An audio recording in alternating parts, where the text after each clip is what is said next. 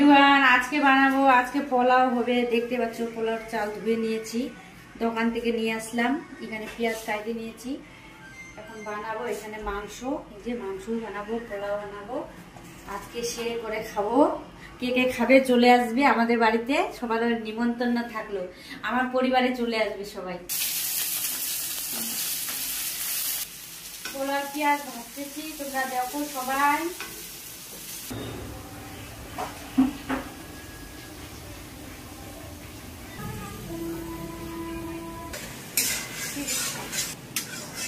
দেখো সবাই, আমার পেঁয়াজ বেরেস্তা গুলো হয়ে গেছে। এখন চালগুলো দিয়ে ভালো করে ভাজবো, দেখতেই পাচ্ছ। এখন ভালো মাংসের জন্য আদা রসুন গুলো এই যে কাটতেছি, এগুলো আবার পেস্ট করতে হবে মিক্সচারে, ওই জন্য এগুলো আগে করে নিই। ওইদিকে বসাই দিয়েছি, আমি পোলাও বসাই দিয়েছি। পোলার চালগুলো ওখানে ভাজতেছি। দেখো বন্ধুরা, আমার পোলার চাল ভাজানো হয়ে গেছে, দেখতেই পারতেছো। এখন চালগুলো আমি জলের মধ্যে দিয়ে দিব। এখানে রাইস কুকারে জল দিয়ে দিয়েছি ফুটাইতে, জলটাও ফুটে। গরম মশলা দিয়ে দিলাম, এখানে ঘি দিয়ে দিয়েছি, তেজপাতা দিয়ে দিয়েছি। এখন চালগুলো দিব, ভাত চাল। বিসমিল্লাহ।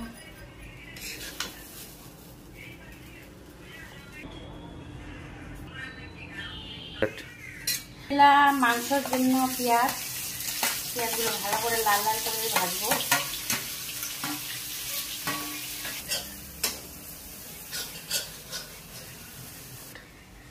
দেখো তোমরা সবাই, আমার পোলাটা হয়ে গেছে, এই যে আরেকটু হবে।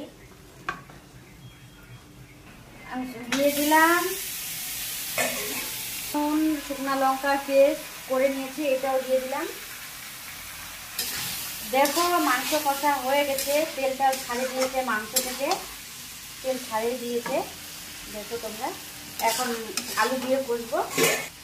নতুন আলু দিলাম, নতুন আলু দিয়ে মাংসটা কষি। নতুন আলুটা এমনিতে সিদ্ধ হয়ে যাবে। মাংস অনেকক্ষণ থেকে কষলাম, এখন প্রেসার কুকারে দিব। কেন আলুগুলো বড় বড় করে দিয়েছি, ওই জন্য প্রেসার কুকারে দিয়ে সিটি মারাবো। আমার শ্বশুর খাবে তো, ওকে শ্বশুরটা একটু সিদ্ধ মাংস লাগবে, ওই জন্য মাংসটা একটু নরম করার জন্য প্রেসার কুকারে দিচ্ছি। আলুগুলো ভালো করে সিদ্ধ হয়ে যাবে। জিরা ভাজা দেবো, মাংস 3টা সিটি মারি নিল। জিরাগুলো ভালো করে ভাজে নিয়ে বাটি দিয়ে দেবো। ওখানে জিরা ভাজা হয়ে গেছে, এই যে দেখো জিরাগুলো ভালো করে বাটি ওখানে দিয়ে দেবো। রান্না কমপ্লিট হয়ে